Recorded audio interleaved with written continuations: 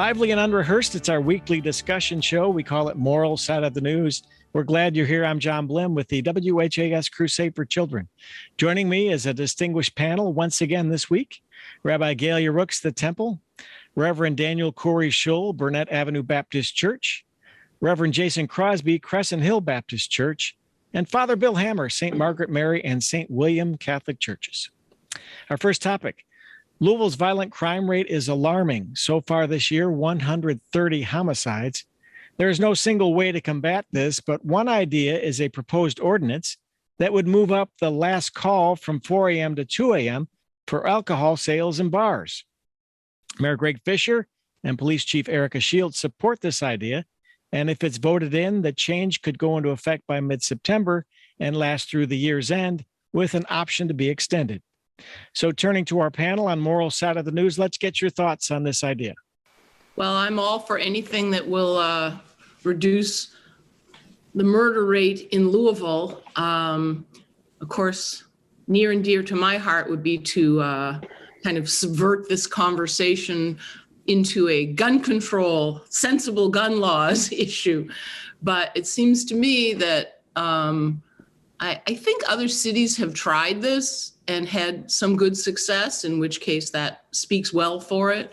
See, one of the things that I would be interested in getting more information on, I'm not sure in some of the announcements that they've made in this proposal, so I haven't read it. I mean, I know well about it in terms of seeing it in the news that way, but I don't think have statistics that do show that there's a specific uptick in violence, particularly gun violence, but any kind of violence that happens, say, after between 2 and 4 a.m. You know, is there something that says that by moving it, you know, earlier from 4 a.m., or maybe I should say at 5 a.m., you know, or something like that, that is tied to that, as opposed to if the violence, particularly the shootings, are happening at midnight or 1 a.m. I mean, just a feel for that. There's no question that I think if you can reduce also the time in which people can sometimes become impaired in their judgment, and we all know that happens. One of the causes of impairment in judgment can be alcohol. The other ways your judgment gets impaired. And the more time you have to consume that alcohol, certainly can lend itself to then not making good choices, not making rational decisions, responding, you know, in a way that is more violent than you would in another context. But that's just one of the questions I have, and it may be the numbers out there. But if the vast majority of the gun violence and the murders are happening, you know, between 6 a.m. and midnight, then I'm not sure that shift in time will make that much of a difference. The buck, in my opinion, to bars and other establishments that serve alcohol at that time in the morning. I don't know that has any contribution to our rate of violence here in Louisville. In fact, from much of what I'm seeing, a lot of this violence occurs in the broad open daylight by people for whom there is no indication that they've been down to the local bar, the neighborhood tavern. And so I don't know what we're expecting to accomplish with this other than sort of passing the buck or kicking the can down the road in an effort to not make the hard decisions that we need to make about gun safety and so forth. I don't have much confidence in this measure to do much for violence in Louisville. Corrie, I think you're spot on when you suggest that this is putting, quite literally in this case, perhaps a Band-Aid on a bullet wound. Unfortunately, that's an applicable metaphor in this case. I think it's also worth noting that this particular proposal is coming from my councilwoman, Cassie Chambers. I live in the Highlands, and she represents the Highlands. And it appears to me that this is principally motivated by homeowners in my neighborhood who are concerned principally perhaps about the deterioration of property values or the quality of the neighborhood. But that seems to be a motivating factor more so to me than perhaps stemming violence, given the data that's on hand, given the fact that, as you mentioned, Corrie, yes, certainly homicides happen in the wee hours of the morning, but another point in time during the course of the day, according to the data, when homicides occur is between 4 p.m. and 8 p.m. This might stymie certainly some violence, but then you have to ask at what cost. I mean, people's livelihoods are involved in this. Not all those who are involved in the restaurant and bar industries work typical shifts. Our peer cities don't close their establishments. Indianapolis, Cincinnati, Nashville are all open later than 2 a.m. And they are not experiencing the same sort of gun violence that Louisville is dealing with at the moment. And so I think, as Gaylia has mentioned, as Corrie's mentioned, we need to look at some of the deeper issues at play here. Well, I do think that one of the things that they did raise the question or concern about is that also just police staffing, and that they are short-staffed, particularly during that shift winding down in that time of morning. And so the ability to respond. But I do know, as you mentioned, Jason, your neighborhood. I mean, there have been some recent stories of the violence of murders happening early in the morning in people's, side yards or in alleyways and things like that. And those appear to be people likely coming out of a bar. So, well, I don't know all the details because, again, I don't read those news accounts that carefully. So, I don't find that my response would be, if I could get a convincing argument that this would help, and then I would be supportive of it. I just haven't heard a convincing argument that change in 2 hours will make that much of any difference. I think what Jason said makes all the sense in the world, that this measure is being promoted by homeowners in the Highlands. I can understand homeowners wanting bars closed at 2 o'clock or maybe even before. And so I think that the councilwoman who's putting this measure forward would do well just to be honest about it. And it's what her constituents want. And let's try not to attach a reduction to violence to it, because from where I sit, much of the violence that this community is plagued with, unfortunately, is being perpetuated at the hands of teenagers, of young people who I don't think frequent bars in the Highlands.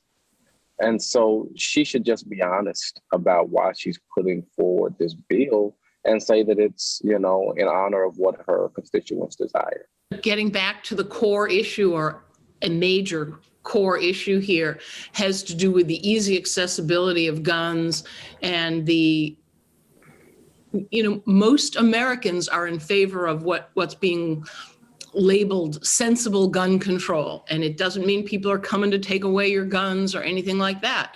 But we need, as a nation and as a city and the Highlands as a community, to look at sensible gun laws to be able to get some of these guns off the streets and make it less accessible for people to have. I mean, just this summer, we've heard so many stories of children, playing with their parents' guns, not realizing it was loaded, there's all kinds of gun violence going on here.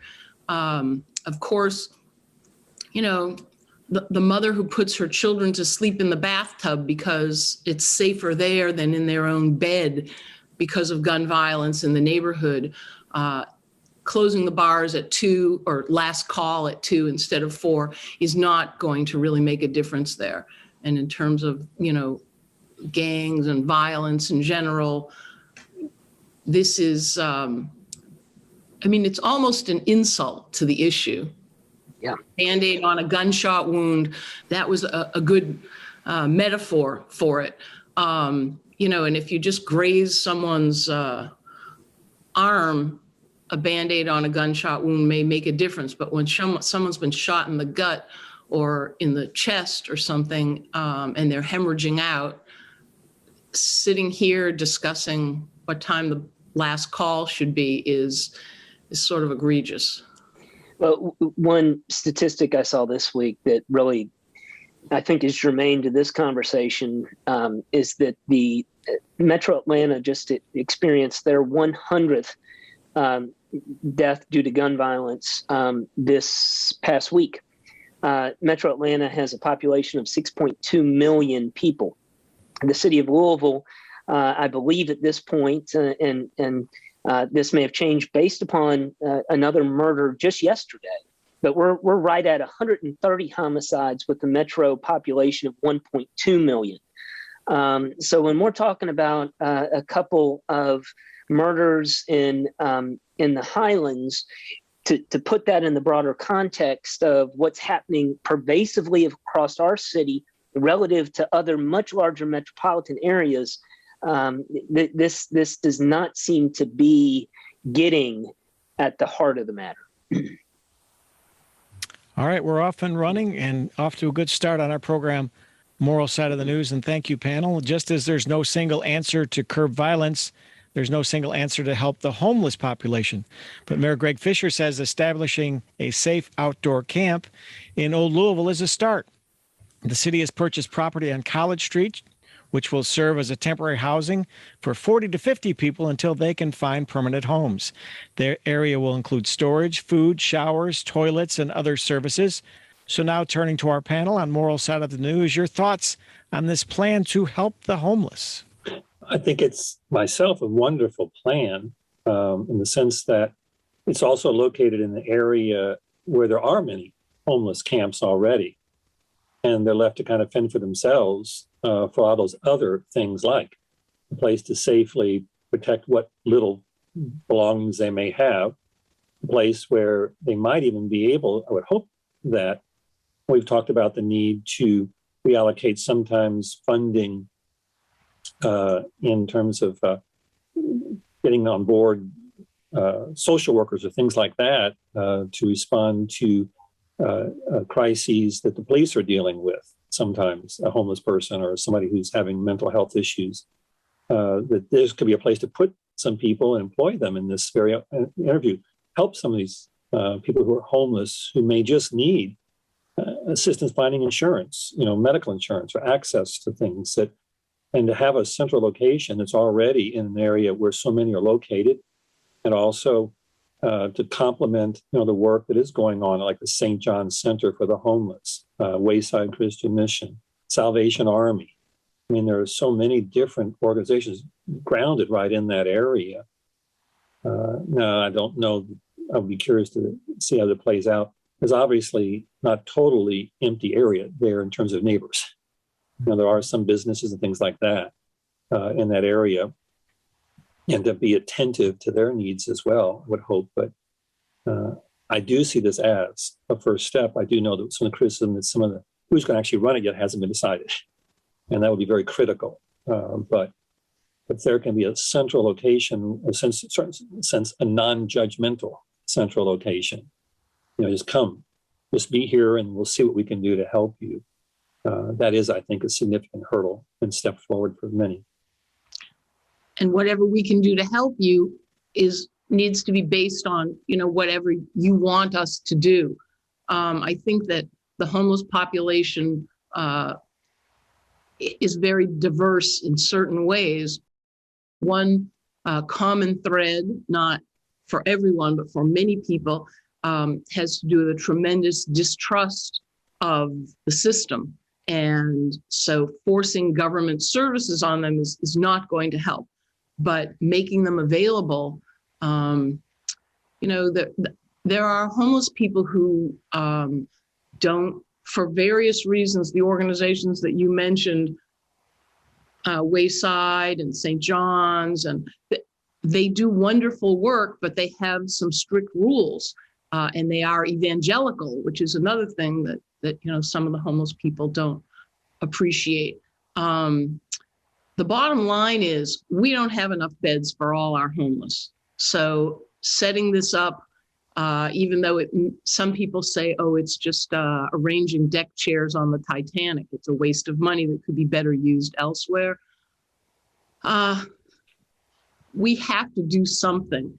Affordable housing and things like that, and access to social workers and other people who can help. No question that those are all important issues. But in the meantime, I mean, it's been 100 degrees. It would be great if there were a shaded place where you could relax and just be there and have plenty of safe drinking water and clean facilities, bathrooms, and things like that.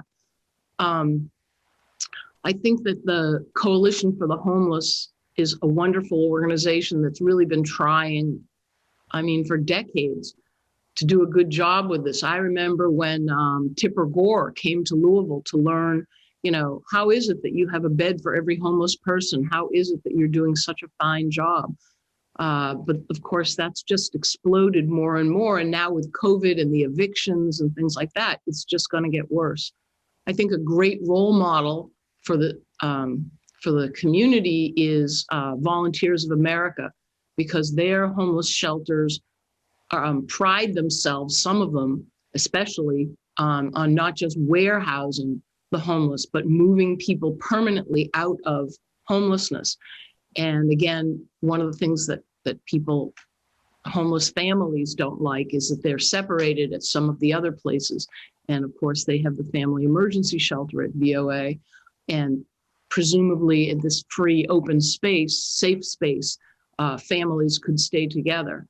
And I think that that's going to become an increasing problem for families with the rising eviction rate now that the moratorium is lifted.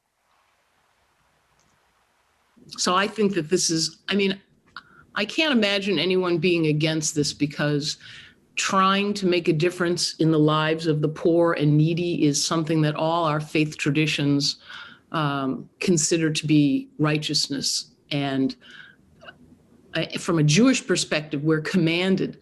It's not just a nice thing to do that you do out of love and charity and caring in your heart. We are commanded to take care of the poor and the unfortunate among us.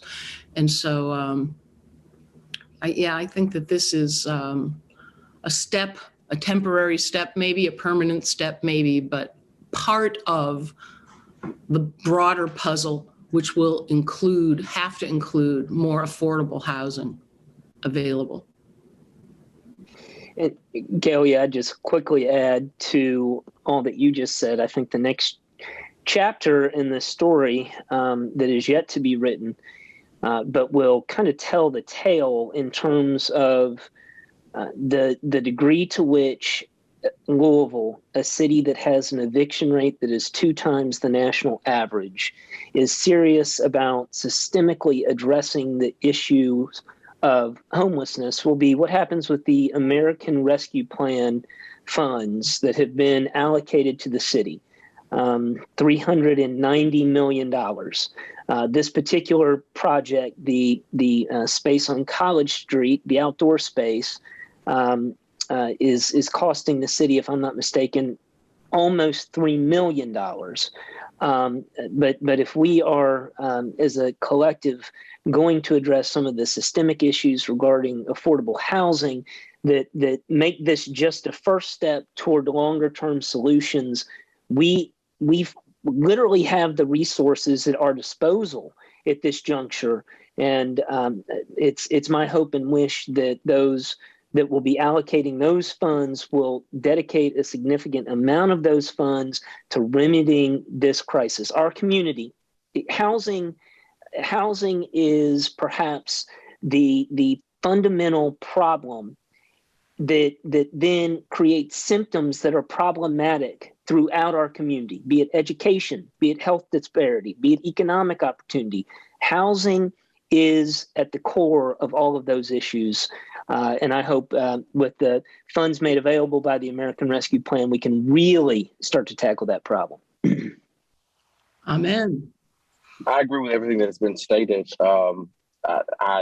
Yeah, like Rabbi Rooks, amen. I mean, I could not agree more with everything that has been stated. And I'm sitting in the parking lot of a JCPS high school, and I'm reminded that we have thousands of homeless students in JCPS who are part of families who are houseless. We must do something really, really aggressive about the rising homelessness in Louisville. And I think that this outdoor camp is a good start.